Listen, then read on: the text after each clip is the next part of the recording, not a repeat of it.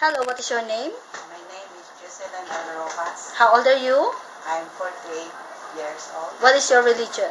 Catholic. Are you married? Yes. Do you have kids? Yes. How many kids you have? 2, How old are they? 20 and 15 years old. Okay, so how long you been working in Hong Kong? 3 years. Do you have any working experience in other countries? Yes. Where? In Cyprus.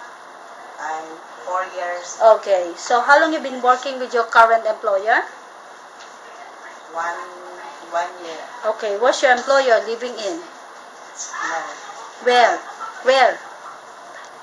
Typo, yes. Okay, so how many square feet of your employer's house? 600. How many family member there? 4, How many children? 2, How old are they now? 6, and 1. Okay, so would you please describe your daily working schedule? What time you wake up in the morning? I wake up at 7:30 in the morning, and then I prepare the food for the baby, and then for the lunch, and then washing the clothes, And and then? then tidy up the house. Okay, do you go market?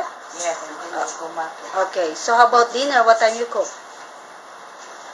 I cook 7, 7 o'clock. Okay, so what time they eat? 8 o'clock. 8 o'clock. Okay, so what time you go to sleep? Usually 1 p.m. and 2. Oh, okay, thank you so much.